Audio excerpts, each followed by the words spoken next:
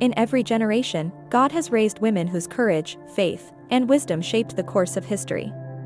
Their names echo through the pages of Scripture, not just as stories of the past, but as living examples, timeless, bold, and true. And today, their voices still call out, inspiring every woman who rises with purpose, who hopes, who dares to believe that she too was born for such a time as this. There was a young woman named Esther who lived in the citadel of Susa without title, without privilege. Yet she found favor in the eyes of the king and was crowned queen. But when her people were threatened with destruction, she faced a choice: remain silent, or speak up at the risk of her life. Who knows, her uncle Mordecai told her, whether you have come to the kingdom for such a time as this. And Esther, brave and resolute, responded, if I perish, I perish. She entered the throne room, not just as a queen, but as a voice for the voiceless. And through her courage, a nation was saved. Today, Esther reminds us that leadership is not about position, but about purpose. When women stand with courage for what is right, they change the world. Then there was Deborah, a prophetess, a judge in Israel, who sat beneath the palm tree where men and women alike came to seek her wisdom. In a time of war, she summoned Barak and declared, rise up and go conquer. For this is the day in which the Lord has delivered Sisera into your hand. When others hesitated, she rose. And through her, God brought victory. Deborah shows us that leadership is not bound by gender or status, it flows from divine calling. Her voice in the battlefield echoes today in boardrooms, classrooms, homes, and communities, where women rise not just to lead, but to lead with vision, strength, and faith. In a quiet village called Nazareth, the angel Gabriel appeared to a young virgin named Mary. Rejoice, highly favored one, he said, the Lord is with you. Mary was troubled, unsure, yet the angel declared, you will conceive and bring forth a son, and you shall call his name Jesus. And Mary, humble yet full of grace, replied, behold the servant of the Lord, let it be to me according to your word. Mary's story is not just about divine motherhood, it's about surrendering to a calling greater than yourself. She bore the Christ, nurtured him, and stood by him even at the cross. Her life was purposeful and eternally meaningful. In Mary, we see that greatness is often born in quiet obedience. Far away in Moab, a young widow named Ruth made a decision that would change her future. Her mother-in-law, Naomi, urged her to return to her people, but Ruth said, do not urge me to leave you. Where you go, I will go. Your people shall be my people, and your God my God. She left all she knew, clung to loyalty and love, and walked into a destiny she could not yet see.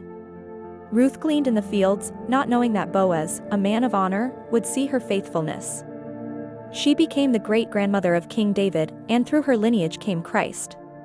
Ruth shows us that faithfulness in small things can lead to God's great purposes. Every woman walking through seasons of loss or transition can know, your story is not over, redemption is at work. And then, there was Hannah, a woman burdened with sorrow because she had no child. She prayed with such fervor that the priest thought she was drunk.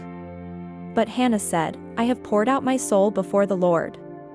She vowed that if God gave her a son, she would give him back to the Lord. And God heard.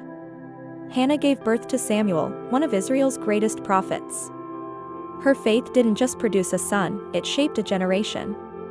Her prayer, her patience, her promise remind us today that a woman's faith can build legacies yet unseen.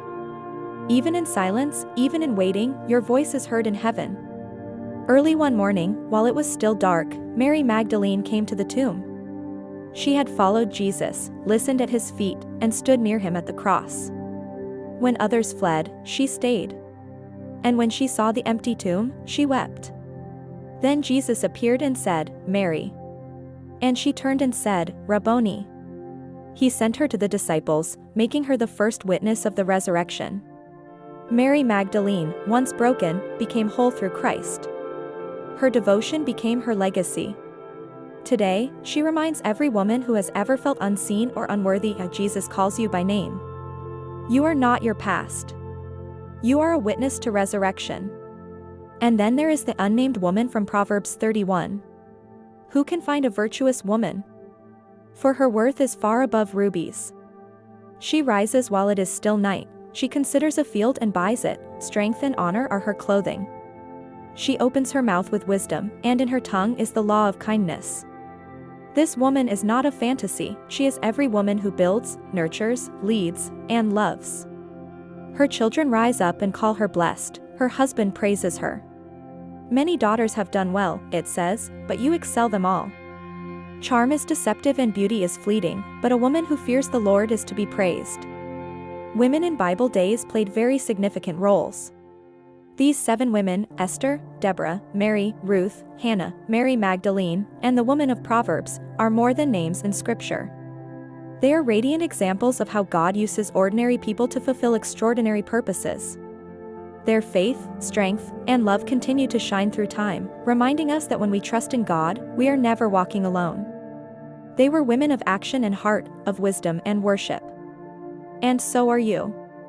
You are gifted, called, and wonderfully made.